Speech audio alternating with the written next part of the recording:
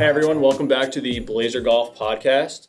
On the Blazer Golf Podcast, we talk about topics all across the world of golf, including our personal stories and experiences as NCAA athletes.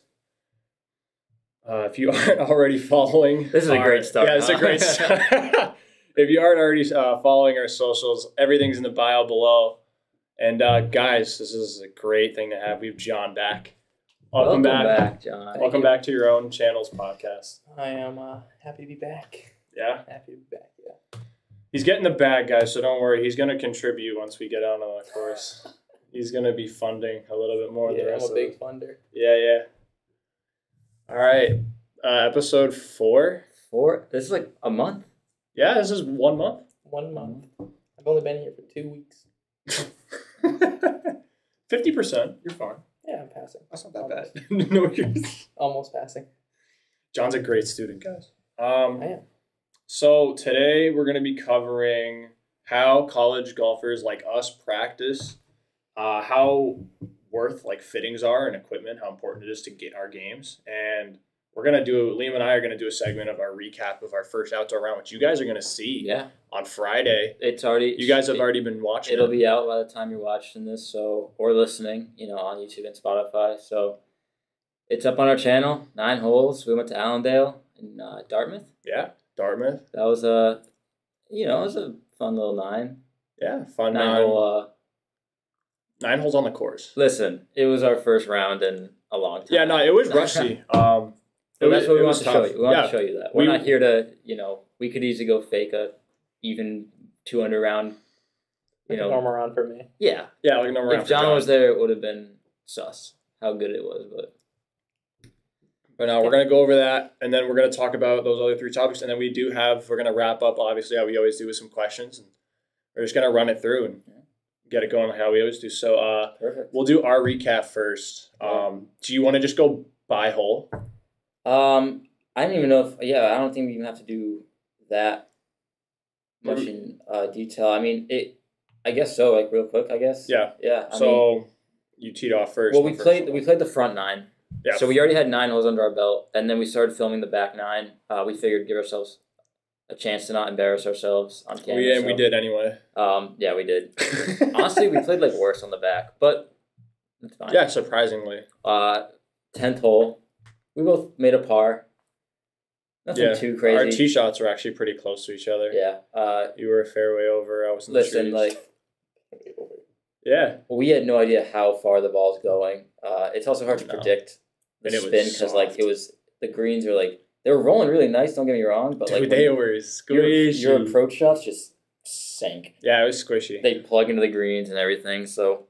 Yeah, but shout out to Allendale though. They 100%. They for the conditions. Yeah, they only had 3 good days. You couldn't play anywhere else. The greens were rolling nice. I guess they were really nice. The fairways weren't bad. It was. I enjoyed my time. Worth the trip for sure. Yeah, absolutely. Even the greens, those greens rolled how some better than some of the greens in the summer, up here at some courses. I agree. Yeah. So shout out to Allendale, you guys. Thank you for having us out. But yeah, first hole we both made pars. We were struggling. We were spraying it a little bit off the tee. Yeah. I just was swinging this new 4-iron I got. It's got a new grip and shaft in it, and oh my gosh, chunking it everywhere. Yeah, no, it's brutal. That's shanking it. Oh my gosh. Yeah, you guys are gonna see a nice shot tracer on the third hole of the day. Bad 4-irons I hit. I think. Oh yeah, the 4th hole. I told myself 8 times to put it away. Yeah, don't hit it. But I kept having. You kept hitting it. I kept having a number where I had to hit it, and I was just oh man, it was bad. But you had a few good shots though. That little draw you had on the second hole, only good shot with it. That shot tracer was sick, ladies and gentlemen. The shot tracers are cool. The shot tracers it makes the viewing experience much better. It does. So check out that video. We don't want to spoil it too much for you if you haven't watched it, but good golf in general. Just some raw golf. Really good conditions for February golf in the Northeast. February golf. That's. But yeah, I'm not going to spoil what we shot if you haven't watched it, but. It's not great, but it's good to see because even us looking back at it, we can compare that to later in the year. And, we can be like, oh, wow, my swing looks different. Or, this is what I liked about my swing. Or this is what I didn't like. You're going to notice Mike's swing is really, really good looking. My swing is so bad. I haven't looked at my swing on video. I'm like lined up like 50 yards right in my target. The alignment's a little. I'm like lined up for a big slice. I'm trying to hit a draw. It's not a recipe for success. You gotta work on that. I do, and we golfed yesterday, and it was much better. I will say. Once I saw my alignment, I've already made much better progress. Thing is though, we didn't everything. So we got out to play yesterday. It was like what 42 degrees and 20-mile-an-hour winds. It was freezing cold. It was really cold. There was like ice in the fairways. It was fun. It wasn't exactly golf because you'd hit like a 7-iron and it bounced like 80 yards. Yeah, it was bad. But got out there. I mean, something to do. Yeah, it's good to hit the ball. Whatever day is like above 45, we try to find a way to. Well, yeah, because it beats better being around here. Like you might as well like. You're not going to get an experience like that, obviously, during the year. So, like, having to be like, oh, shit, if the green's concrete, like, lay it 60 yards short, like, and then run it up. It's funky. Yeah, put it up. I literally said there was this fairway. But oh, my God. I literally made that joke to you. We were like 150 out on this par 4 dog leg. And literally the entire from, like, 160 to the green, just ice. Yeah. Like, it's just ice. I'm trying to, like, bounce it off the ice to, like, get it to go to the green, but it's just... It was crazy. It was a lot of fun. That's on my Instagram. I posted. We took a video of hitting that big banana. Yeah, that was crazy. Filming conditions. No, we were gonna film, guys, but like it wouldn't have been enjoyable. It would have been too much work for. I would have had to put the shot tracers and the jumps on the green. Yeah, that's so, like, cool. It would have been cool, but cool. I had like 100. I was like kind of flagging it that day. You were hitting it good, dude. I was striping at the pins, dude. It bounced like. 4 feet from the hole, and I'd have like a fucking 60-yard pitch over the green. And I'm like, not to mention you go in the cups and like half. Oh yeah, no. You thought the pool noodles were bad in COVID, dude, bro? It was ice. literally ice. Full of ice. The pins are just in there. They just Caddy ice. Can't take the pins out. Caddy ice. Couldn't take the pins out. No, they were just frozen. Dude, literally, no, they were either frozen in or they weren't in at all. And you have to like guess where the pin was. You just hit the middle of the green. All good though. Yeah. All good. So yeah, let's hop into the first topic, right? Yeah. Sure, cool. I was gonna say though, we can just kind of throw this in too. Speaking of Patty Ice, I got him winning this week. Yeah, I hope he does. He's been killing it recently. I follow. For those who don't know, Patrick Cantley is my favorite golfer. He choked last week though. I wouldn't call it a choke. Dude, that was not a choke. He didn't like have a. He definitely should have birdied like. He made a bomb. Scotty made a bomb on him, dude. Like, yeah, and he hit good putts. I don't know. It's not like Scotty almost choked, if anything. Yeah. On 18. I don't know. He's so damn consistent. He's not there yet. What do you mean he's not there yet? One more step and just dude. Okay, his last I saw a stat today. It was like his last 16 rounds or 15 rounds on tour. Yeah. He only had 2 over 70. Yeah, and they were even in 1 under. Yeah. And before that, he had like a 28-round streak of in the 60s. That's crazy. So, John, I do agree he needs one more step if he wants to be like on the John Rahm level. But that doesn't mean he can't put it together for a week to win. He won 4 times last year. Granted, one of them was... Yeah, no, he just put knowledge on you, bro. You can't... Yeah, I don't have much knowledge. Yeah, no. I just know that he choked last week. Bigger news, though, inside the world of golf. We heard it. Tiger's coming back on tour. Oh, I didn't see that. Yeah, Tiger, he will play. Not soon. I'm not gonna, not to be like... Do not say that No. I don't think he's gonna win again. We saw this coming. Well, yeah, obviously we knew. Once he played in the PNC, it was like... Yeah, obviously, we he's knew gonna get back here at some point. Even if for his last round ever at the Open or whatever, the Masters, he's gonna play again. Why would he not? Masters 2022. But it sounds like he kind of wants to compete. Maybe he wants to get to that level. And obviously, that's who you'd expect at a Tiger. But it's just, dude, look at the freaking leaderboards now.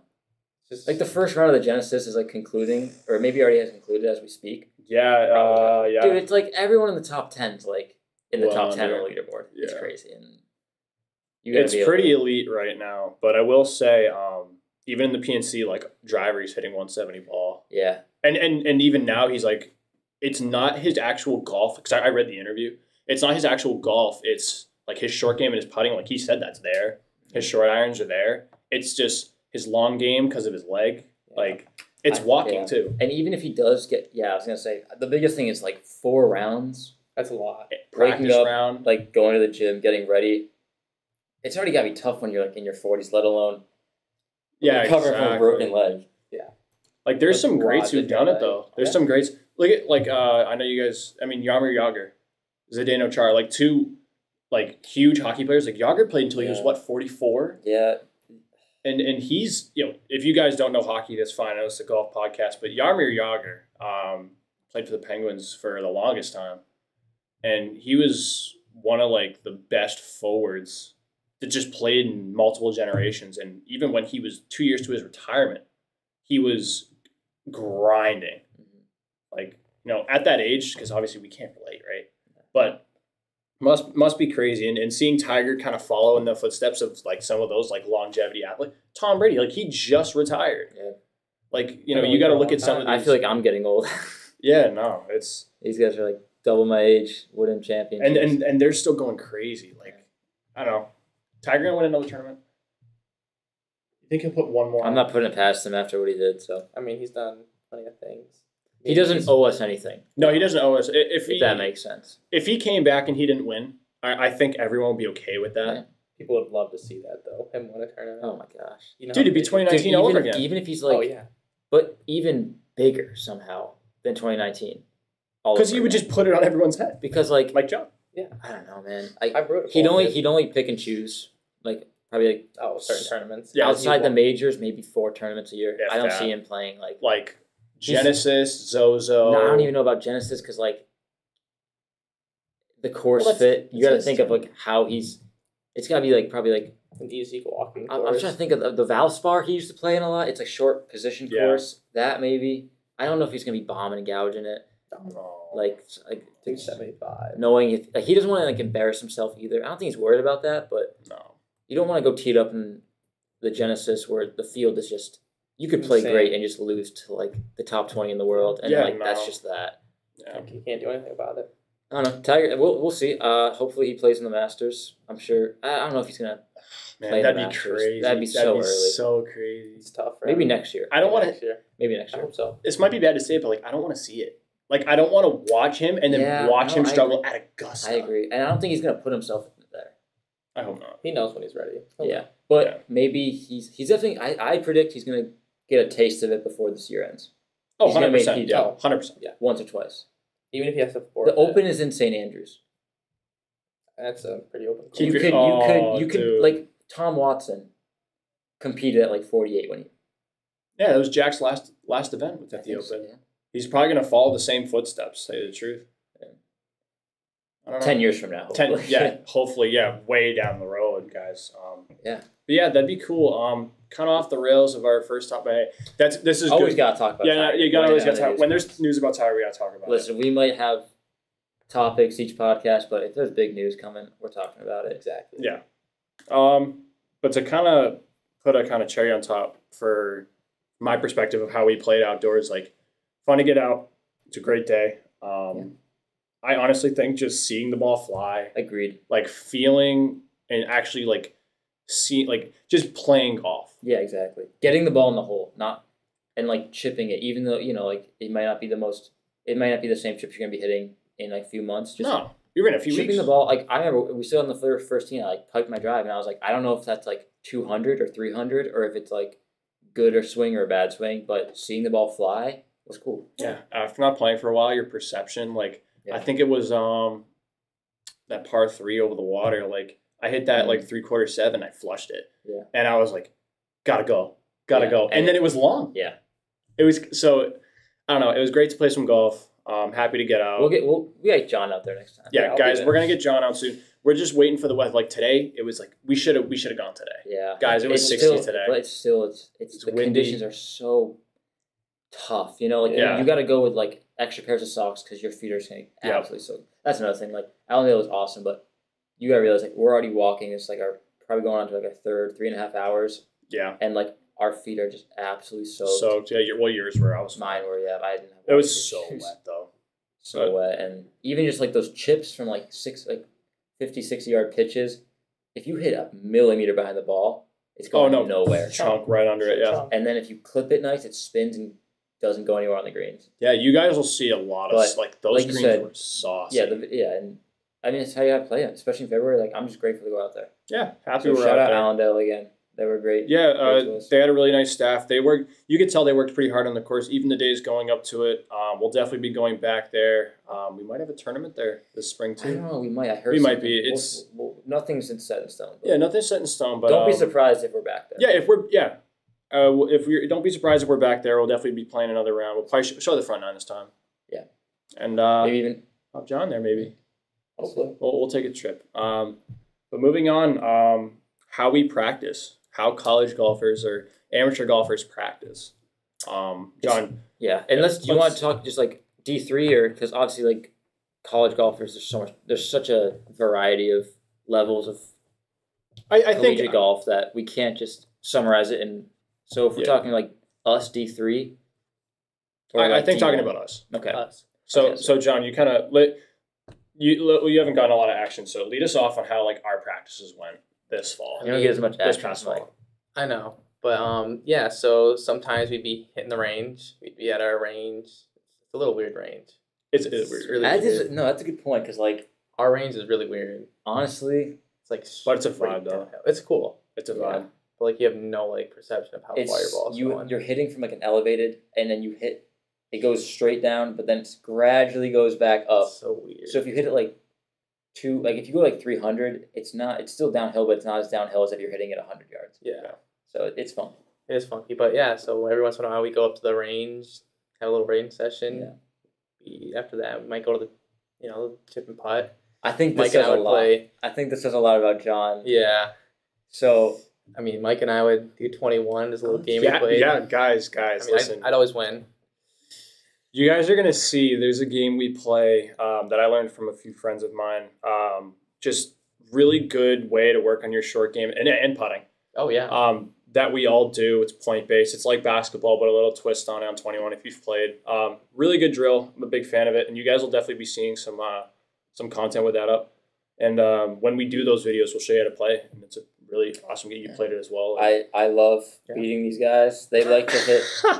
Flop shots. They love flop shots. I will just bump and run my gap wedge to 3 feet every time. You wish. And then I'll beat them by like, I'll just be like, guys, like you gotta. I'll let you two practice by yourselves. And whenever you guys start hitting bump and runs, let me know. They still have not. Oh, it's fun. It's such a good vibe though. So our range sessions. So to go a little bit more in depth about our range sessions, so we'll go out there, we'll have the range to ourselves most of the time. Pretty much, And basically coach will kind of have us all set up and get loose and whatever. And if coach won't say, coach has a really good tactic with this because he kind of knows all of us pretty personally. So he won't say anything unless we ask him. Yeah. Unless there's obviously something wrong, right? Yeah, if he walks over and we top 8 in a row, he'll be like, all right, what's going on here? Yeah, no. Which is good. Which is good because... But that's the benefit of going to a small school is you get that. Yeah. He knows you so well that he remembers how you were hitting it. He remembers how I used to hit it last year. Yeah. Mm-hmm. And he's if we ever want to go back, hey, I was hitting it really good during this stretch. What do you remember me doing, or what could we work on to get to that point? And yeah, it's I might have him do some stuff in my swing this year. Oh, for sure. He hasn't been doing it he doesn't really do stuff with your swing unless you ask him to, but there's a lot of other factors that can small things like head movement, alignment that can help, but not changing your swing fully. Just having a second pair of eyes sometimes. It's so beneficial. It is so beneficial, especially because coach, he's been playing the game for a long time, and he's been coaching for great player too. Yeah, great player. Coach, he smokes us. He gets us in practice, boys. He definitely. He might, and he hits it a good way. He has good iron game. It's just he kills us. His short game and putting. He fairway greens us to death. That's just and the when thing he is doesn't, he'll put a ball in the OB on a par 5 and eagle his second ball. Yeah. No, seriously. What do we do against that? I think that kind of touches on you kind of go when he played he practiced all those things, and you play for such a long time that you just develop such a I don't want to say a feel, but you have so much history behind you've hit that chip shot so many times, hundreds, thousands of times. But yeah, so on the course, we'll do usually matches or whatever. We keep it competitive. Yeah, we always try to have some kind of. Otherwise, like you can, if you're not motivated, you can just get lazy. And then if you're lazy, you start practicing lazy habits. Exactly. And then it kills you in tournament. Yeah, that's another thing we definitely got to work on is I got to work on it's tough because you only get 18 holes in a tournament. And we only usually play 9 for practice just with daylight. We'll get out there sometimes for 18, but I need to work on just staying focused, locked in for more than 18 holes. Yeah. Because the college rounds take 6 hours sometimes, and long. you just lose your focus. Yeah. We don't get too much into detail on the last couple of holes. On you? Yeah, I think we went over this. 18. Liam's good for 15 holes. I'm good for 15 holes. And then the next 15. And then you just got to find you just have to find that one thing. And I think you will this year. It's just I think so too. with practice it really makes it a lot easier to get over those mental blocks. I think it is. When we play matches, I'm always if the match is already over by the last 3 holes. Well, yeah, because you're losing. Yeah, or winning. If we're on the same team, are we undefeated together? I don't think we lose. I mean, I usually try an nasty. 80-yard shot. Yeah, you and John are nasty. We are a good duo. Yeah, get ready. Get ready. For who? Get ready now. You might need just me. Oh, I'll take you both on best ball. All right. If you want, I will. How about this? We will agree right now on this match, but we are going to film it and we are going to post it on YouTube, and you are going to get embarrassed badly. It's going to be so bad. Boys. Is it? Wait. So best ball, are we going to play a match play to make it more fair? We're just do you want to do best ball match play, or we're just straight? Because you're going to get done. Yeah, if you do stroke play. Yeah, stroke. Okay, best ball match play. Okay. You're still going to get embarrassed. No. All right. We're gonna go 4 up. No. That's gonna be a good video. This is happening as soon as when the cameras are on. When the cameras are on. I mean, I've seen you on a simulator hit 7 OB. Cameras on. All right, we'll save some of the trash talk. Yeah, we'll save it. But this is happening. We'll save it. Whenever it's nice out and we can get some rounds under. Yeah, we have so many videos. Guys, this podcast is great because we get to do it when it's cold out. Obviously, we can't play every weekend right now. We can't practice. We're extremely limited to what we're available to do golf-wise. Mm-hmm. This podcast, I don't want to say it's a fix, but it's better than nothing. It's so much better than nothing, and it's great because we get every single thing out that we're thinking about. So with practice. You just said, this is where we can improve in practice. And these are the things that we're going to improve this year. And throughout the year, you guys will be able to see the changes that we do and how it feels. I think that's a great point. And also, for practice-wise, we went over, you guys, do, 21. That's, a nice game. It is. But when it comes to, we definitely need to work on, when we do the range is cool. We work on swings. We actually work on stuff. But then we just go to the putting green and get a feel for the speeds and go out. Yeah, we don't do much. We need to especially me. I need to actually work on the putting. Not yeah, you can't. Not even necessarily the stroke, but just I don't know. I feel I'm not a bad putter by any means. Oh, you're not a bad putter. I feel especially in tournament, when you focus up more. But Allendale makes us look like we're boofing putts. Yeah, Allendale was not the best, but I'm not worried. I don't know. You can gauge how bad of a putter you are just based on how many 4 putts you've had. Yeah, and I know I haven't had any of those, so I just like to put that out there. Yeah, John, you're a decent putter. I mean, on a simulator, when I get 10 feet either way, use the 10 feet. Yeah, no, you're a pretty solid putter though, John. Short game is good, but short game sucks. But we always talk about we want to threaten the 15-footers every time. Oh yeah. And you want to make your 8-footers, 10-footers. Those save your rounds. That's how you score, right? You got to get the ball in the hole at some point. You can hit a fucking 5-iron to 10 feet. And if you don't make it, it doesn't matter. Exactly. It just so I am always I want to get down and grind the putting and not even just reps, but just confidence over the ball, especially some of the, for me, the right to left sliders downhill. Oh man, I feel even if I'm 10 feet, they're scary. I'm just I'm thinking don't I'm thinking lay it up. which is like the worst thing. Instead of like, oh, I'm gonna like make this. Because then I'm scared about missing the 3-footer coming back uphill. Yeah, the easy part. And it's like, man, like I need to get a different. I don't know if that's like a course management thing. I think it kind of falls. Maybe just a mind. Maybe both. I think it's like, dude, just fucking hit the putt. If it goes in, like that's great. You gave it a chance. If not, like hit your 4-footer. Have cool with your par on when you just had a wedge in. Hey, fellow lefties. Have you ever been the only guy in your group to swing on the right side of the ball? Yeah, me too. It's not easy being a lefty, especially if you're looking for a comfortable golf glove, and everybody knows that struggle. Guys, let me introduce you to something that's going to change your game for the better. Left Behind Golf Company. Left Behind Golf Company is a small startup based out of the Toronto area that is the first ever lefty-exclusive golf brand. Include an array of high-quality, comfortable, and awesome-looking golf gloves, alongside some of the best apparel you could ask for. Lefties, do yourself a favor and go on Left Behind Golf Company right now. We have a link in the description, and use code MKEEF10 for 10% off your entire purchase. Ladies and gentlemen, Left Behind Golf. Get it now. Yeah. Like that. What's great about that point, kind of as a segue here, like the one thing we haven't touched on is how we practice our mental game.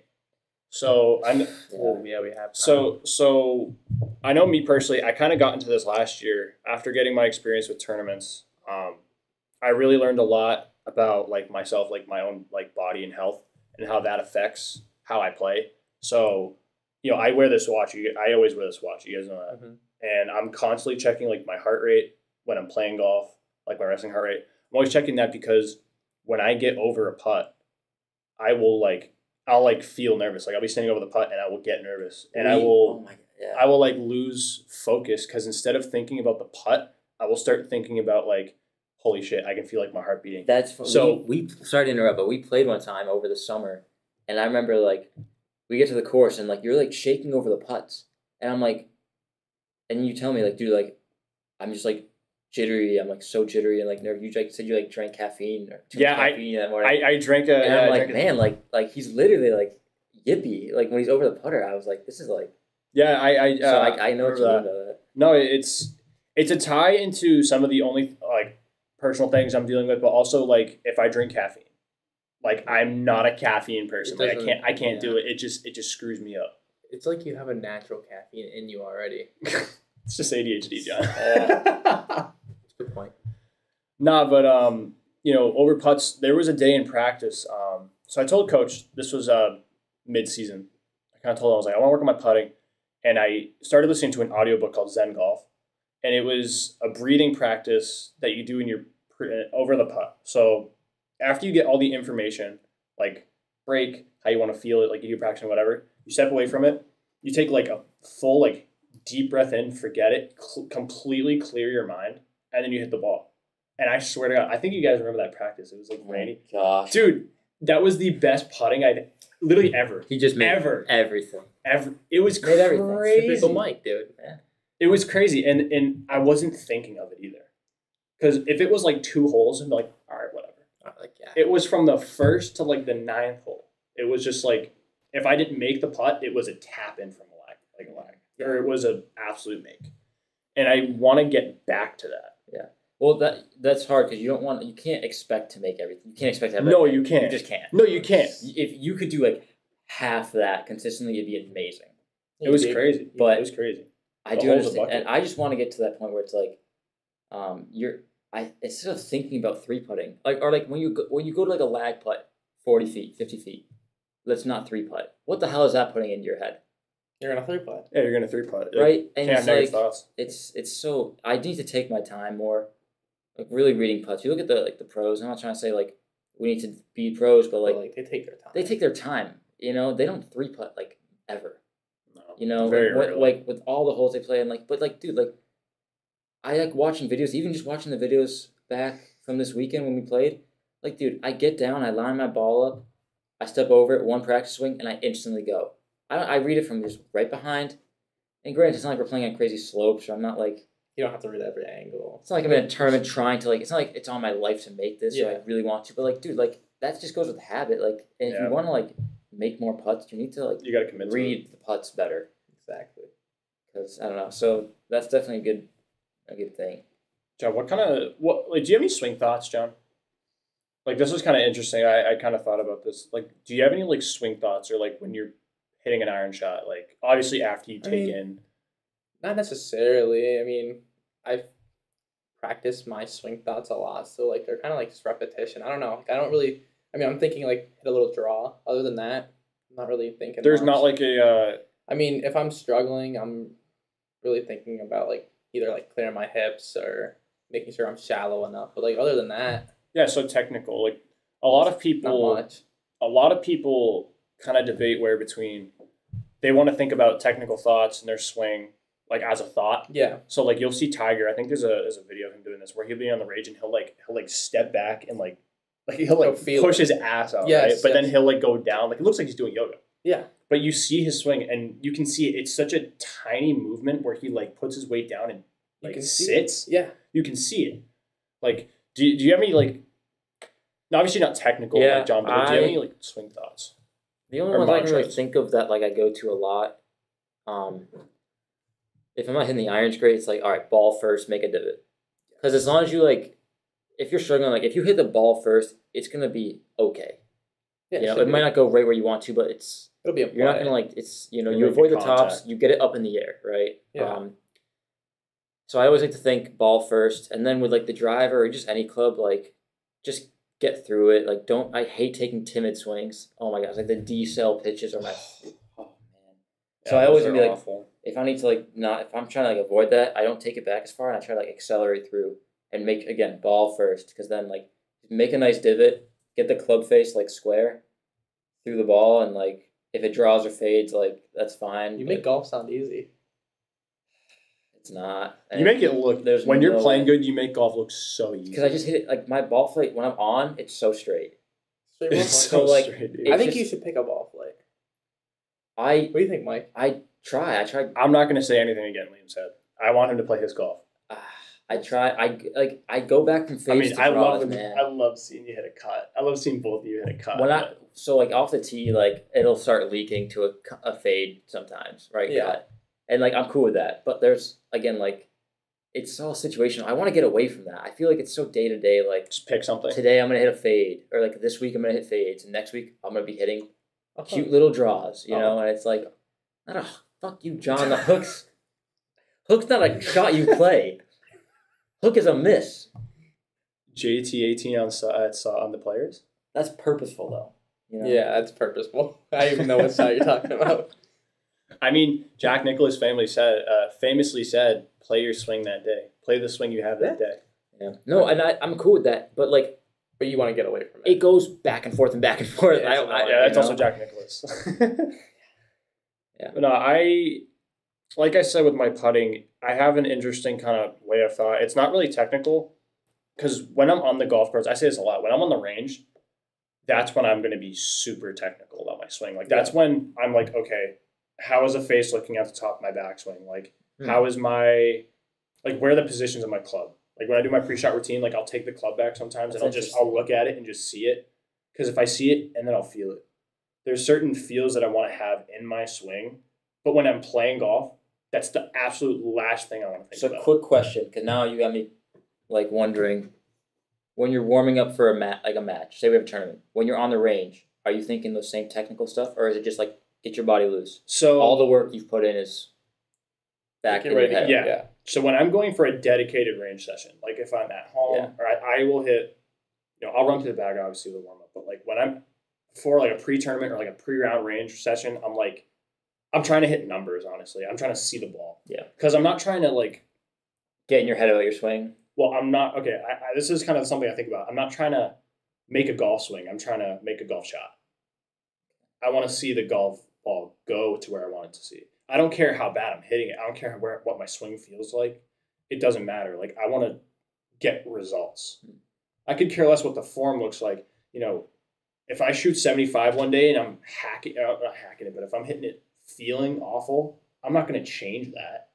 I'd rather feel bad but see good results than, if I'm feeling really good, obviously it's confident, but if I have a bad day, like, yeah, it's weird. I really like to see results when I'm on the golf course. And you guys laugh at me. Like I'm super particular with shots.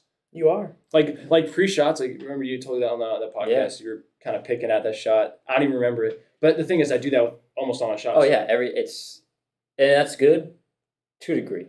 Yeah, to a degree. Yeah. I'd argue there is a line where that becomes like if you let that seek into like tournament play where it's like sometimes it's better to just hit a stock number to the middle of the green. Mm-hmm. Yeah, no, absolutely. But like I totally understand your point of like being like aim small, miss small. It just goes both ways. Yeah. When can you know when to use that shot that you work on to get the result? If you know like your miss is like in a safe spot, or when can you just take the safe club and aim for the middle of the green? Yeah, and that's something I've talked about with Coach too. Coach and I had that conversation in this season. It's just the way I play, just picking something and kind of bridging the gap. Like obviously not being super particular when my swing's not there and being okay with half of what I'm expecting. So, I put a lot of expectations on how I play, which is obviously not healthy. Well, it is. It's good to have expectations, but I expect Too much. Almost. And when it doesn't happen, if you're expecting, obviously, if you're swinging good on a range, like this is a point of view. If you're at the range before a round, of course you played 100 times, you're feeling good.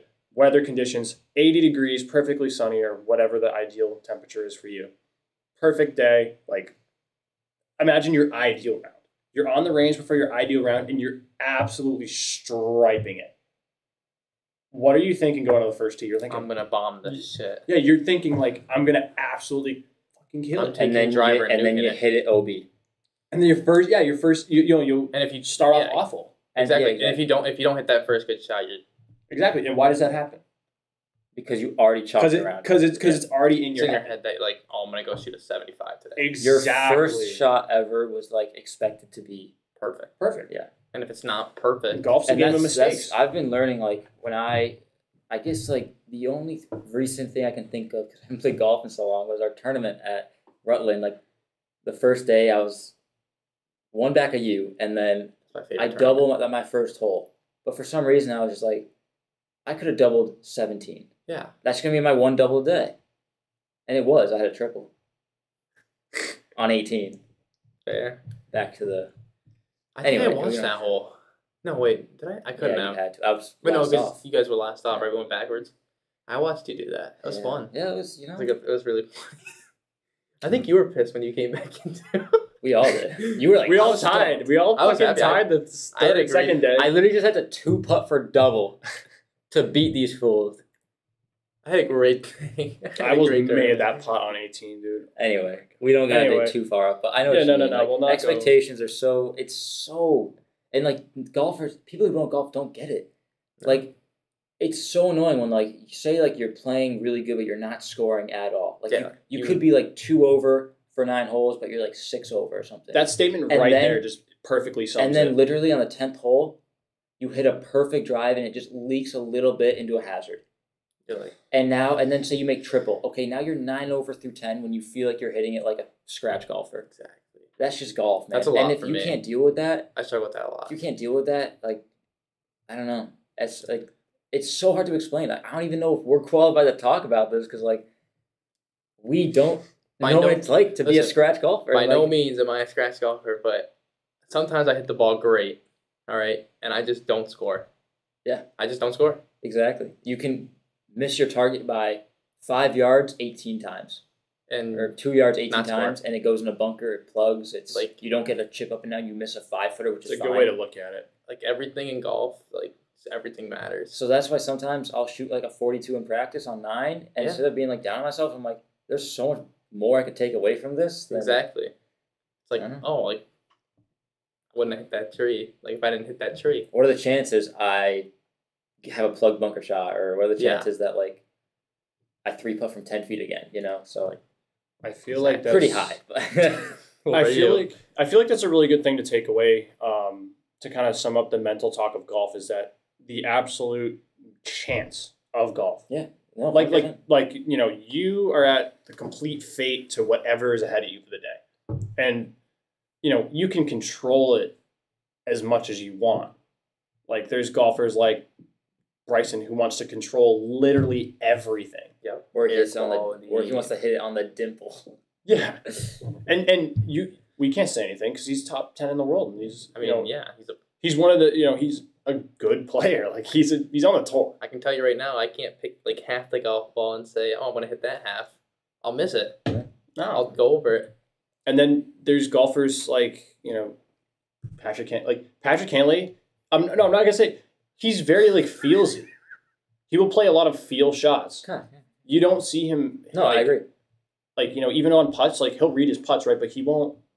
He's not like Bryson, right? It's completely feel. Bryson he doesn't even like use the line all the time. Exactly. He just puts the Titleist logo right there sometimes. If he's feeling it, and like I honestly need to do that more. If I'm just feeling it on a day, get rid of the line.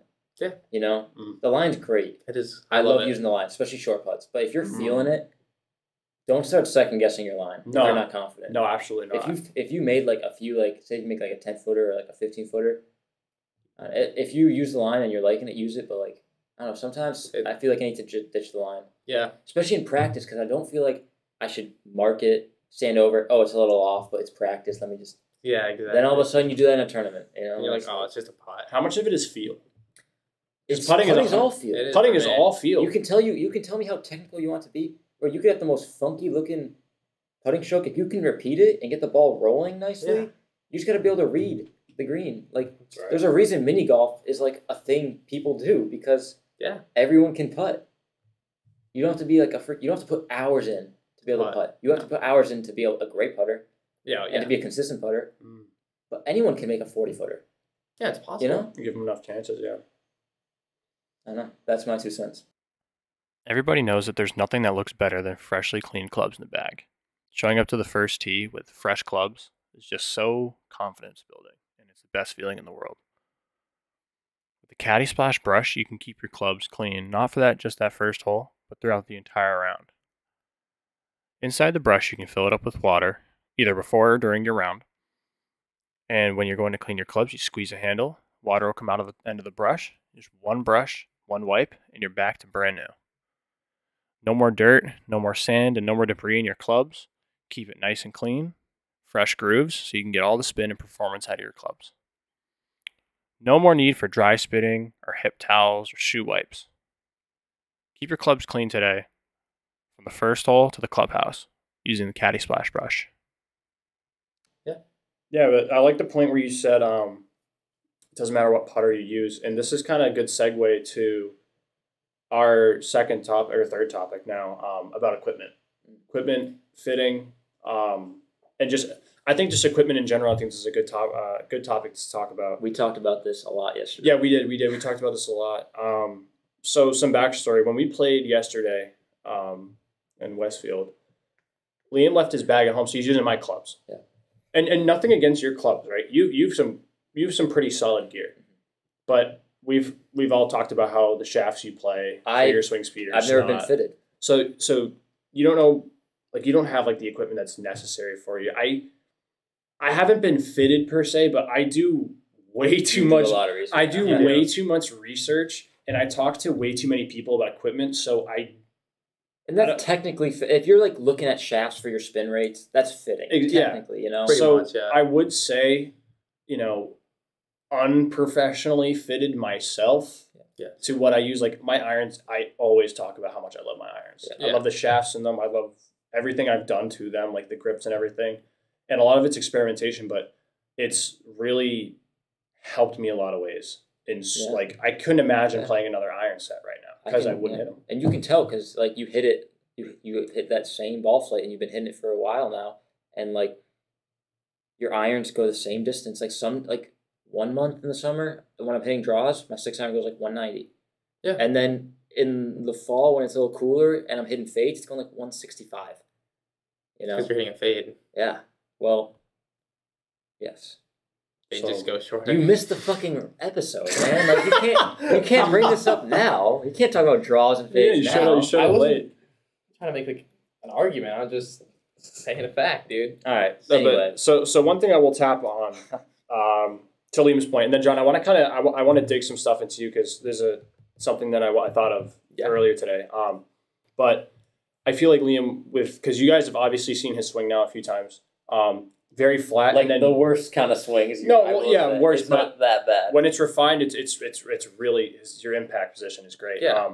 But you drop it in the slot, you're very flat, and then you kind of throw it. Yeah. And you hit the ball very high. So you'll tend to really you don't spin the ball a shit ton, but he's just launching it so high. But you're launching down a lot on my irons. Yeah, you're hitting down on it, but it's still going so high.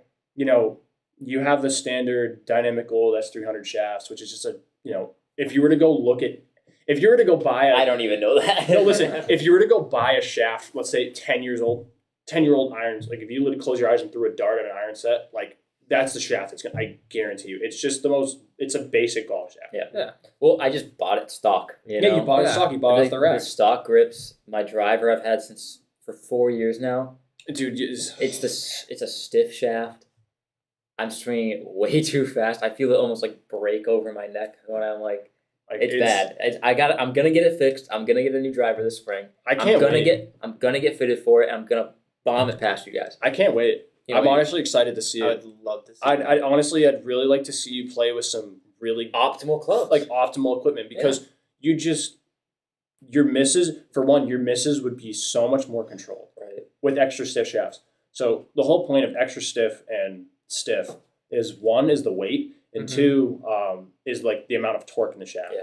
So obviously torque being rated as how much the shaft actually bends. Well, I would feel I'd be trying to swing it fast and it'd whip, and it wouldn't catch up in time, and the club face would be open and it'd cut way offline. I mean, that was my old and then clubs. I'd swing slower, and it'd go way further because I'm optimizing that club. Yeah. For how it's supposed to be swung. And when your tempo is off. But you can't go back from swinging fast and slow, and when you're amped up, you can't be let's hit a you have no idea. Slow driver, because then all of a sudden it's just all weird. Exactly. No. My old clubs are regular shafts, and they would snap my head club. My head cut, the actual head would snap off mid swing. After impact, I in high school matches snapped off. Played without an 8-iron. Yeah, John, what am I supposed to do? They just weren't for me. I mean, I hit the 7-iron 215 yards, but we need at some point to get a stat of John's numbers. Yeah, no, we'll get it. Sandwich through driver. It's gonna be fucking hilarious. I can't hit my driver good. It's lob wedge 90 yards. I hit pitching wedge 170. It's what the hell is that gap? I can give a little bit a ballpark number. My 58's probably 100, 105. Depends on how hard. But you hit full wedges. It depends on how hard I swing. When he doesn't chunk it. Depends on how hard I swing at it. You hit it pretty good. My 54 is probably right around 130. I'd say my 50 is probably 145. But when I call you a bitch, it's 160. It depends on how hard. If I'm amped up, I can swing it a lot harder. But that also kind of draws a difference too. Your irons, right? You play the Callaway Mavericks. The Mavericks, the Pro Mavericks. Your 7-iron is 29 degrees aloft. Yeah. My 7-iron is 34. And granted, mine's probably yours is 34 as well. So you and I, Liam and I play the TaylorMade P7 MBs. You play the Ping eye blades, right? Blueprints. So sick clubs. They're sick clubs. They're so hard to hit, guys. Don't listen. Playing blades is a continuity thing. It's just a visual thing for me. I don't know why you play blades. Do you have a reason? Yeah, I do. So when I had cavity backs, Ping G30s, and I was hitting it really well, obviously, because just striping laser. You hit it anywhere, yeah. And I remember wanting. I was it's probably the same as I was now. 3 years ago, I was just a 5-6 handicap, and I was man, I want to become a scratch golfer. Mm-hmm. And I was all the pros play blades. It's that rewards. You get more out of that. You get more consistency. So I was I'm gonna make the transition, and it took me 8 months to finally find the center of the club face. Because listen, it's small. Your blades are a lot smaller. And then you find the center of the club face, and winter comes, and then you got to find it again, and then you change your swing, and they're great when you hit it good. It's great. When you know it's gonna be the right distance, you can trust it. But it's definitely a challenge, and you need to play a lot. And I'm finally getting to that point where I'm kind of getting my swing down. It's been the same for a few years now. But you actually feel you're hitting the ball better. Yeah, and when you hit it good, it's nice. I think that's why I like my cabbie back. Yeah, and to John, your swing speed. You've some speed. I got some speed. You got some speed. John, you hit your driver pretty. Like you hit it far. When I hit it, Yeah. You hit it pretty far. You're around 300 in the summer. Yeah, probably around that. Yeah, your swing speed's probably around the 115, 120 range. I've touched 120 a couple times. Getting fitted for my driver. Yeah, 120. Liam, you're probably around the 115 range. Yeah, I'm a little bitch. You know, no, you're not though. Like anything over 105 is fast. I've been in simulator before. It's like 118. Mike, what's the tour average? Come on, you gotta know this. Tour average swing speed is I think 110, 115. But I think it's like 112. Yeah. Is it 112? I think it's 112. I mean, that was like a few years ago. I remember hearing that. Probably right on the same. And then there's me who hits down on the ball like a motherfucker, and I've gotten a max swing speed like at like 138. Really? But yeah, wow. I have. That sounds painful. I don't want to swing that hard. I can swing that hard, and the thing is, it's just like I hit so down on it, and I spin the ball so much, like I'm only hitting it 300 yards. I'll get with a coasting driver swing on the course. 124, 125, 120, like I'm getting 170, low 170s ball speed, and it'll just straight up. Yeah. But like when he's on, like my God, it's driving so far. Even like it's not only far, but it's like reliable. Like it's really like fascinating. Like for us, like we might hit it really good some days. Yeah. But our misses and like our misses go out of bounds because our draws overturn. Yeah. And when we don't draw, it cut it. When it doesn't draw, these are like it's the worst it's so bad. It's like shit. Oh man, I can't imagine. But like it is like hitting it either like you've hit draws before, all right? Yeah, I know. Mike's like, I hit that one off the toe right down the middle 5-yard draw. It's like, how's that feel? Great, right? He's like, I'm gonna break my driver. No. Guys, I broke 3 drivers last year. I caved 3 faces, and my sim is already... It's going to fall apart. 3 months, I guarantee, I'm going to call it right now, I think it's going to be done. Well, when you turn that one in, can you get a righty one for me as well? Yeah, just be like, I changed, yeah, man. No, dexterous. Have them send you a lefty one, then last minute, once they say it's shit, be like, I meant righty. I meant a righty one. No, but you're going to send them a lefty one. The thing is, though, I would not dog TaylorMade like that, because... You're sponsored by them? Someday. Hey. Someday. Be a great day. That would be awesome. But I definitely need to. I don't know. All right. What the fuck is? No. Not to sound stupid. I know it bounces on a wedge. Like grind it. How the hell am I going to know what bounce I like or want for if I can't even like try them? I remember when I was buying wedges, I'm like, 10 bounce, like okay. I looked it up. I'm like, oh yeah, you get more. I'm like, I want to feel that though. I don't know what that feels like. Like I don't know if I want that. Like you probably know what it feels like. You probably just don't know like that's actually bounce. Yeah. Well, I know, but that's what I mean. Like you can't just try. Being lefty buying clubs online. Like I was gonna say, dude. Like I'm like sure I'll get these wedges, and I've had them for like 4 years, and I don't know if they're good for me. Like I don't know if I like. I've never even like hit them on like this. Never even tried other bounces. Yeah. You know. Or other wedges. I think mine are 10 degrees.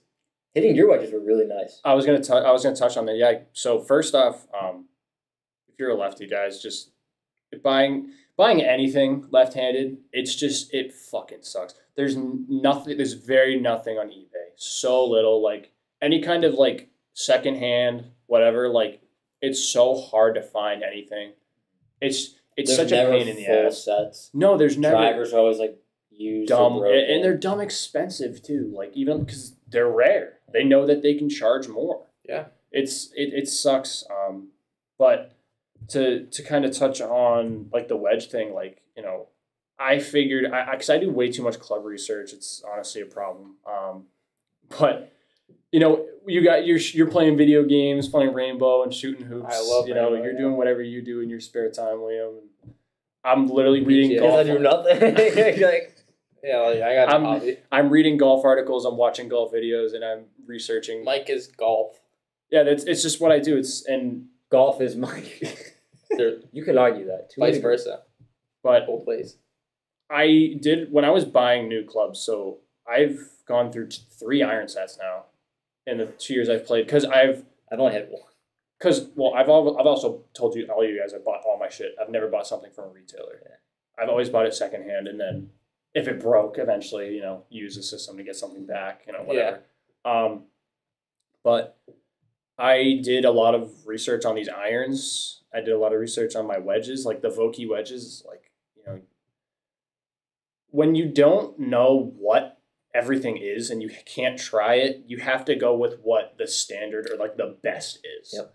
So I figured everybody loves Vokey wedges. I've never met someone who's like, oh, I hate Vokey wedges. Like, so I figured, fuck it. I might as well try them. And I haven't played any other wedges. I have buddies of mine who have, like, you have the Jaws 60 degree. Like, I think that's cool. I stole that.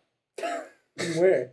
It was in the Lost and Found for like 3 years. Like, dude. Why would you not take it then? Exactly. Yeah, I checked all the lefty members' bags. That's not stealing, dude. They all had 60 degrees. It's been there for 3 years. I'm like, I need to use this. Yeah. I feel like, thanks. I never use it.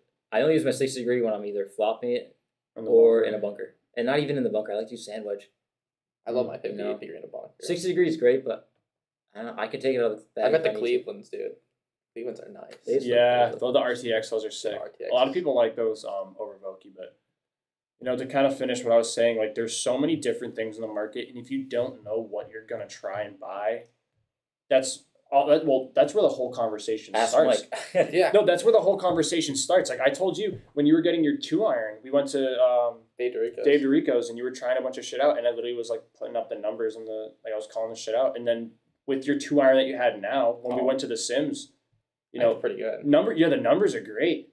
And I was also, I kind of mentioned this earlier, when you got that 3-wood. Yeah.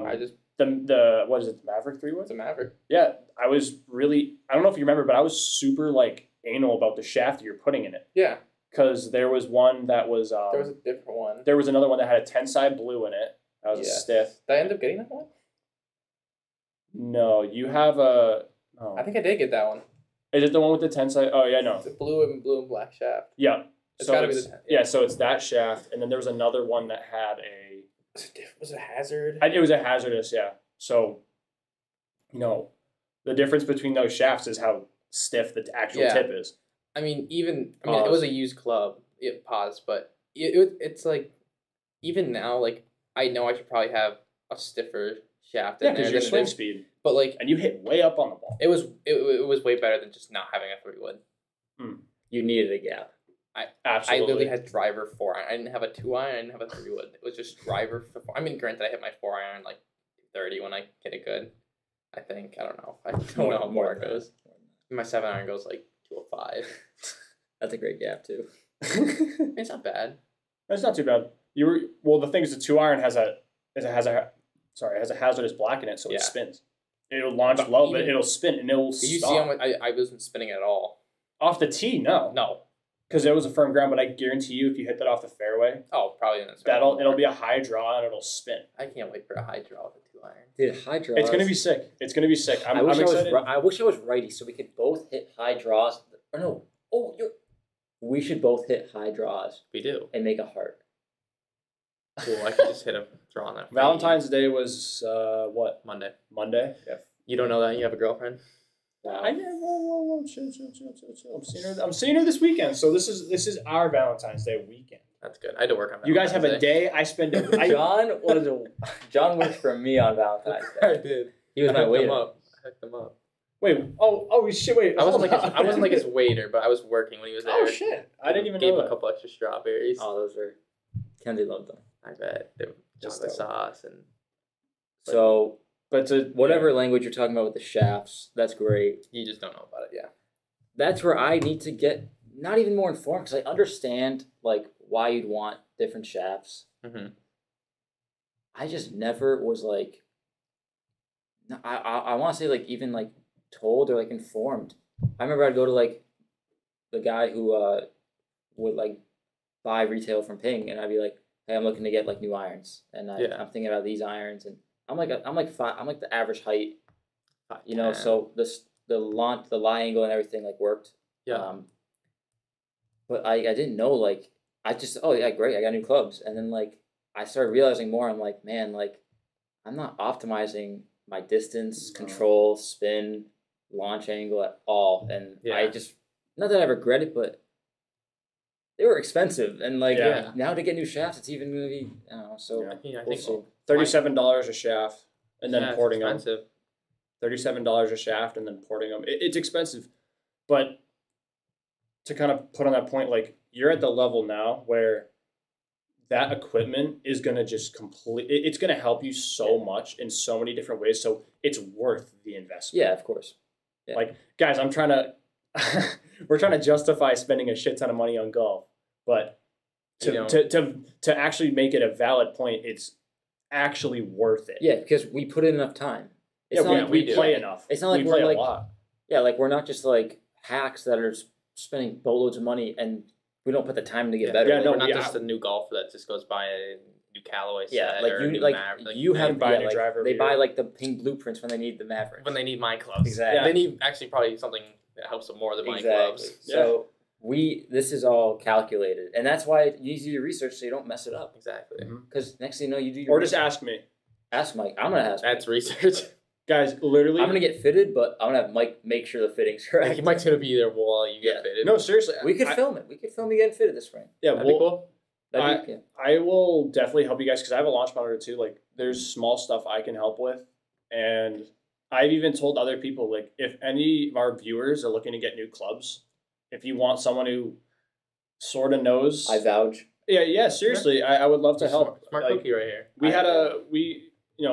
Just to touch on this real quick, like, you were looking at my 5-wood, like, you were hitting it really well. You are? And I'm telling you. Yeah. No, I asked him after like 3 tee shots, how much you want for this. No, it's seriously. Literally. I explained this to you in a text last night. Like, it's an extra stiff shaft. It has a good amount of torque. It works with your swing. Yeah. It's so how I have perfect draws, John. I'm talking like 10-yard draws. You were hearing it. You hit a draw with Mike's clubs. I didn't know it was possible. I couldn't with his driver. I had to use his 5-wood. His driver, I don't know what the hell is wrong with it. Like, I was trying to hit a. I was bombing. I was trying to hit a duck hook, and you faded, and it just kept fading. You want to know why? I'll explain to you why. Why? So doesn't it have twist face? Yeah. Well, that, but also I'll explain this too. I play in a 10.5 degree driver. I set it down 2 notches, so it's like 9 degrees. So that opens up the face a little bit. Oh yeah. I use an extra stiff shaft, and I have a jumbo grip on it. So a jumbo grip compared to a standard. Oh, his grips are jumbo grips. They're huge, right? You're like, make sure you try them out before you buy them. Yeah. No, you need to try it because it's such a different change, and I'm really happy I did it because before I used to have a super strong top hand, and it weakens out your grip like as actual hand placement. So you will it's less face rotation in your backswing, and then when you come into the ball, it just keeps the face a lot more neutral. So instead of hitting a super far duck hook or a super like extreme fade, it keeps the face pretty level. So, and also because the shaft that I use compared to yours is like so much stiffer. It's heavier and stiffer. It's crazy. And it's a little bit longer. I did like the backswing, and I was like, what is this? Because you don't feel it move. Yeah. I've never felt this before, and I felt like I was, when you swing right-handed, or when you swing the opposite-handed, you don't feel it. You're just like, it feels so uncomfortable, and you're like, how the hell am I going to hit this ball? I'm lefty, and I'm using a lefty driver I've never used before, and I'm at the top of my swing, and I'm like, this is not going to go well. And I was able to make contact, but it's just nowhere near. Yeah. And when you get fitted for your driver, that's going to happen. Yeah. But it's going to be... Obviously, it's going to be a lot more suited to you. Yeah, because you're not going to use the same and shaft. You're going to work on it. You're going to get fitted. Yeah. So when I first got my TaylorMade irons, I remember because I went from a cavity back Mizuno with the same shafts that you have in your blueprints to the ones I have now. The absolute first thing that I noticed was that they felt longer, so I was hitting the ball under a little bit more, but I just cut them back down. But they were longer, heavier, and when I came into impact, it would, like the club I would feel like it would drag a little bit just because of how much stiffer it was. There wasn't that whip. There wasn't that like, you don't feel the flex. It just does it. Yeah, that's weird. So to kind of wrap up on equipment, it's something that if you are really playing a lot of golf and you really want to improve, it's something you should definitely invest in. Yeah. If you're around 100%. If you're like a 9 to like, I wouldn't even gauge it in a handicap. You're right. Just how much you play. If you're like trying to get to that level of like, say you're like a 5, 6, 9, whatever, like, and you want to get down to a 5 or 6 or a scratch golfer, like, you need to optimize your equipment because that optimizes your misses. You get the best out of your good shots, and you get the best out of your worst shots. And that's what I'm looking to do this coming season and this year. And I don't know, see how good I can actually get. Yeah. Because right now I feel like I'm just trying to maximize what I have and what I have, like my best day, probably 1 or 2 over with all my misses. With an eagle. And 3 birdies. I had an eagle and 3 birdies, and I shot 5. It's tough. Ladies and gentlemen, like, to really sum up equipment, like, you know, really get something that's comfortable to you. Forget about the brand name. Forget about the tag. Like, you need to go into that with a straight mindset saying that I want the best club that's going to fit me, regardless of whatever brand it is, whatever the fuck it looks like, whatever color it is. It's what best suits you, and you will play your best golf. And that's why it sucks being lefty, because we can't even demo stuff. Yeah, that's Like, you guys should change to be a righty. I want to really bad. And you could borrow my clubs. All right. What we got next? So we are actually wrapping up on our thing here. We have our 3 Q&A questions. Perfect. So actually, so we obviously know this is our first question is favorite tour player. Obviously, we know Patrick Cantlay, Caddy. Yeah. I'll throw out Victor Hovland. You know, runner up. John, who's your favorite tour player? You know, I really enjoy watching Bryson hit driver, but I think I'd love watching Phil play. Phil Mickelson. What the fuck are those picks? I love watching Phil play. You know, watch him play in the desert, Dude. I love watching. You love watching you love watching him now, or you used to? Like whenever he plays, He sucks. I know he sucks, but like I love watching him. You love watching him miss the cut. I mean, I watch him for the first 2 days, and then it's whoever is like on the top of the leaderboard, you watch the most. Who was that guy that just won the waste management? He was pretty cool to watch. Scotty Scheffler. The guy, the runner up then. Patrick Cantlay. The runner up before that. Sahith Theegala. Yes. Oh my guy, yes. Sahith Theegala. I'm giving him 6 more months. He is. He's gonna win this year. He's a stick. He's got a sponsor exemption this week. How's he doing right now? I don't know. Let me check. I'll check it right now. Look it up. I need to know. They were calling him like Theegala. Theegala. We'll cut. I want to see how he's doing this week. I mean, he's a great player. Dude, he's pumping up the you crowd. see him pumping him up, dude? As a rookie at 17 or 16 at Sawgrass, pumping up the crowd. Man. I just go to leaderboard and scroll down. Yeah, leaderboard. Oh, if you have to scroll He'll down. be in the top 5. Yeah. I mean, yeah. I need water so bad. Joakim Niemann is in first place. Really? At 8 under. Wow. Scotty Scheffler in second. Jordan Spieth. Scheffler's been putting up. Dude. He always has. Loading. Joakim, Scotty Scheffler, Jordan Spieth, Cameron Young, Max Homa in second place, CT Pan in 6th, Colin Morikawa, Jason Kokrak, JT at 6. Where's Sahith Theegala? Where's Patrick Cantlay? Come on, man. Tony's 22nd. Oh my god. Rom's 22nd. Sahith Theegala 22nd. All right, 200. 200. Not bad. Did you miss Patrick Cantlay on the top? I don't think I saw Patrick Cantlay. Oh shit. That's good. What? He's worn out. This is like tied for 43rd. 1 under. 1 under. Okay, that's not bad. It's a first 8 Riv. He's 7 off. Come on. What? Yeah. 3 more days. Joakim Niemann fired 63 at Riv. That's fucking crazy. Yeah, he's a fluke. That's damn. All right. A fluke that goes 8 under. All right. Okay. Mike, your favorite golfer? Okay, my favorite golfer I want to say is Colin Morikawa. I think he's cool as shit. I think he's a really genuine guy. He plays really good golf. He's a great iron player. Very very humble at a young age. And I would say Tony Finau as well. I love Tony Finau. I love just everything about him. He's just an awesome guy. I like the moment of him when he pops his ankle out and just goes. Over under 6 majors, 5.5 majors. Colin Morikawa. Over, dude. I'm gonna go under. I think he. You know how like Trying to fight, bro. I'm not trying to fight. If he wins 5 majors, I'm not saying he's not gonna win again. But 5 majors in this field, that is like super typical. He's gonna have a long career. If he wins 3 more majors, he's gonna have a long career. Even just the competition is just gonna get better and better. Yeah, but so is that's he. gonna be insane. Yeah, but so is Colin. I didn't say he's not. I don't know, man. You can't. He's just salty. 7 majors. He's just 6 mad. majors? He got mad. You see his mood changed when you said 43rd or whatever it was. All right, listen. I'm not gonna sit here and act like Patrick Cantlay hasn't been performing in the majors. No, he hasn't. This is his year. All right. 2 majors this year for Patrick Cantlay. Under. Damn. No, just 2 this year. No, that's 2 under. wins. 2 majors this year from Patrick Cantley. 2 majors. Under. We need. Way under 0. He might win 1. He might win one. Okay, yeah. He's definitely going to contend at the Masters. He's winning the Masters, and he is going to win the PGA. He's going to get 3rd round. He's going to be out. He's not going to be playing. He's going to be close to the PGA, but I think John Rahm makes Rombo.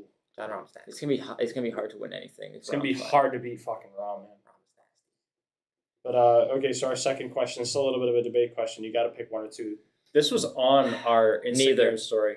No, neither. No, this was on our Instagram story. Neither. And I'm going to check the results right now. I actually voted on it. Did you vote? Me too. I did vote. All right. It was 100% hip talent. No fucking way, was it? If you have iron covers, like Okay, yeah, obviously. No burn one. those Come on, fuckers. guys. Like just burn What's the them. poll say? I'm trying to pull it. There's no way anyone voted for iron. The question covers. is hip towel or iron covers. Oh man, pick your poison. What's the poll say? Obviously, I'm trying to find obviously they're both awful. Don't ever do If it. you have both, Quit golf. Like what? you see like some like the PJ Tour had like some guy. Oh my gosh, he was contending. Oh, was it my? I might have been my story. I He think was it was. contending with at one of the tournaments. I couldn't tell you. He was like this guy from like the UK. Rick Shields.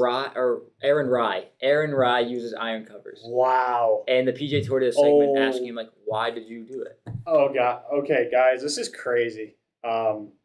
We have a clean sweep 14-0 on hip towel. on hip towel I'm so happy. versus iron covers. I think that's great.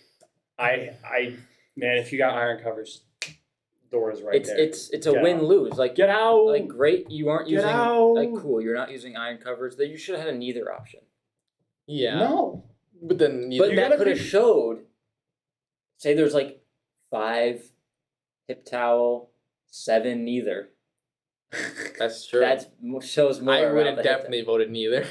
The next poll needs to be hip towel versus something. I think else. first practice we all Yeah, wear let's- hip hip towel. towel versus visors. What do you guys think? Hip towel. Boy. I'll wear a We visor. might, guys. We're gonna make a Blazer golf poll. We should like a bracket. A bracket. We're gonna make a bracket of golf questions, and we're gonna figure that shit out. We're gonna find we're gonna have a worst bracket and a best bracket, And they'll go up against each other. Yeah. and they're gonna go up against each other. We're gonna make some seats. We're gonna make that. We're gonna do that. Submit the questions. Submit what you want to be in the bracket. Anything. It can be. Let's just think of a few hoodies on the golf course. Spikes or no spikes? Spikes or no spikes. That's kind of boring. That's a boring one. How about colored versus non-colored golf balls? Yeah. I love colored golf balls. Pin in or out? That's a tough one, honestly. Depends on the Well, player. yeah, that's Guys, we're a gonna. tough one. You can't But, really answer that one. Yeah, yes we're, or no. we're not gonna answer this one. We're gonna put that up. You guys are gonna see it coming Fade or soon. draw. Well, you know what's gonna win. Fade, baby. Anyway, okay, guys. Last question, right? This is another debate question. All right. Well, we have 2 more questions. So actually, no, we have 1 more question.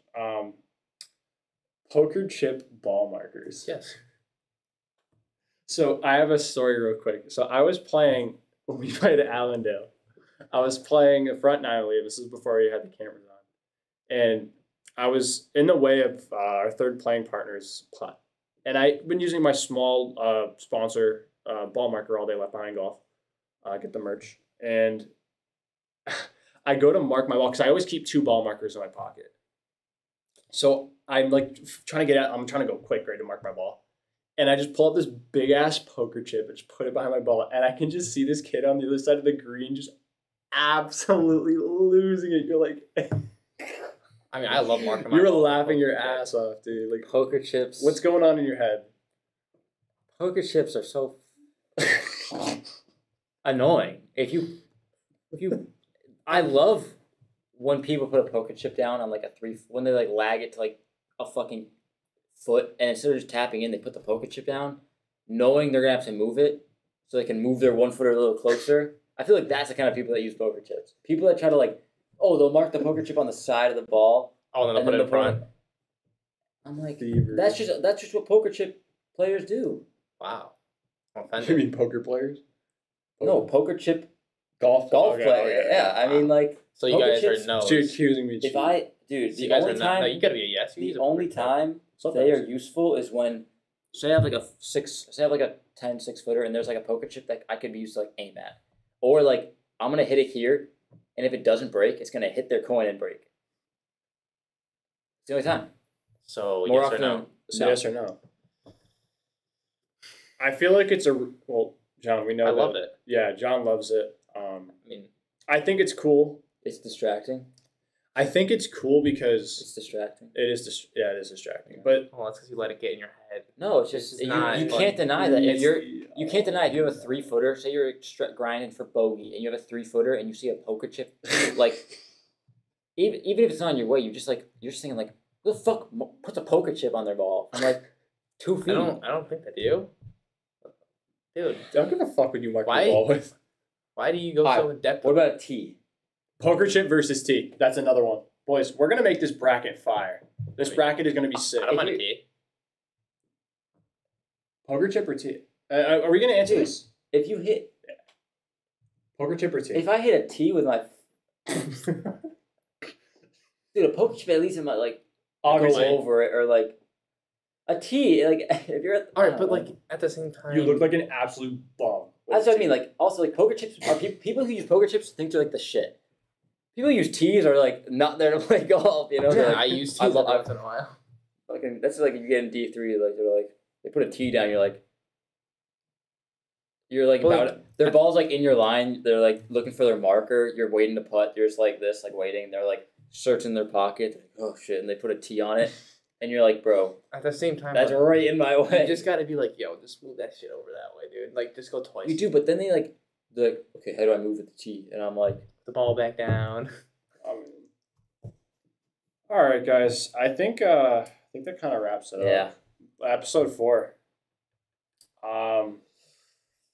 Episode 4 in the books. First outdoor match rounds in the books. A lot more content to come. We got a bracket coming. we have a bracket. We have a PGA 2K video coming tomorrow. That's you boys. For when you guys are watching this, or not tomorrow, Friday. Friday, yeah. So yeah, stay tuned for that. And yeah, go like the videos and subscribe and I'll fucking cut that shit out. What the hell was that? Yeah, like, subscribe, follow our socials. We have everything in the bio. We have the dono. The donation link. The dono's down there. Uh, Yeah, we got. No. Oh, we're gonna do that. Yeah. We do that. I don't fucking know, dude. But Play a whisper. we got all. Cut it out, you fucking. I'm gonna leave it in just for you. Oh, fuck. Appreciate you guys coming out today. Yeah. Like, subscribe, everything on YouTube for everything here. We got videos coming out Friday. We podcast every Tuesday. You can find us on YouTube and Spotify for the podcasts. Mike's been killing the social media. Make sure you follow that. He's been posting. Yeah, I'm going good crazy. stuff. Going crazy. We got a link in the bio with all of our stuff. We're gonna have this bracket thing going. Who knows if we'll have it live by the time this goes out. We'll see. You know, whatever. If just hop on our socials, man. Yeah, it doesn't take that much time. Yeah, get on the socials and follow it. You guys will see a lot of content. Like, Fuck, we do that shit. you sneeze, bro. Bro, I had to. All right. Let's run this one more time. Couldn't have pinched your arm. I did. Bro, I was gonna sneeze mid outro. Pinch your arm? Oh my god! What? All right. You've never heard of that? Pinch your arm, you don't sneeze. I had Have you heard of idea. that? No. You just fucking hold it in. That's weird. Like, usually, No, like if you pinch your arm, like it takes your mind off of sneezing and puts your. bro, it was a point of no return. I looked at the light and it was like, I'm not gonna be like, oh, pinch my. All right, hold on. Let's run this one time. Okay, come on, Mike. I think that wraps it up for today. It was a good conversation, episode 4. Yeah. Wrapping it up in the books. And if you guys want any like topics to be discussed, let us know and we can get a segment on it. You know, we always looking for content. Yeah, we're always an open book. We'll talk about really anything we can talk about, especially if we can interact more with you guys. All of our links to our social medias are in the description, including the donation link if you'd like to support us. Also, in our link down there, you will see our affiliated companies. You will see the link to Caddy Splash and Left Behind Golf. And you will see the codes that are also in there for you guys to get a little kickback and to support us a little bit. This podcast comes out on Tuesdays at 5, and our videos on YouTube also come out at 5 o'clock on Fridays. Mm-hmm. So be on that. Like, spread the word. Like, if you have people you like, want to see golf content, like, just, spread it out. We're trying to get big, and, it's, you guys know, if you guys are here, it's good content. This is what we love to do. So it's not hard to follow, No. I know you're on your phone. I know you've been on Instagram today. You've been on YouTube today. Look up Blazer Golf.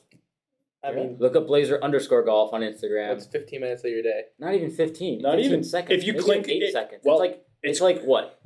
I meant like in general, like just the total time. You turn your phone up, it unlocks. All right, so swipe up. Maybe swipe to get to Instagram. 2, 3, click on Instagram. 4, click on the search. 5, start typing Blazer Golf. You might not even need to. If you have notifications on, every single thing that we post, all of our accounts, you will see our link tree in there. You will see a way to get to absolutely everything. So it really helps us a lot. And for this bracket that we're coming out with, this golf decision bracket, like, get involved. This is purely driven by you guys. We don't want to see fades beating draws, and we don't want to see that. Poker chips beating tees. We want to see fades hitting draws, and we want to see poker chips beating tees. So you guys backwards. Exactly. That's what we want to see, and we want to hear your input. Yeah. It's going to be heated. This is going to be heated, dude. It's going to be great. So stay tuned for further content. It's getting warmer by the day. We're going to be outside soon. We're going to be playing more golf. And it's supposed to be beautiful this weekend. It's going to be great. So, guys, stay tuned. We got some awesome shit in the works. Episode 4. Episode 4 in the books. In the books. Next week. It's been a month. Next week, same deal. We'll be back here. Yep. You will. Be there or be square. Yeah, have a good night, everyone. Have a good night, guys. Cheers. Guys.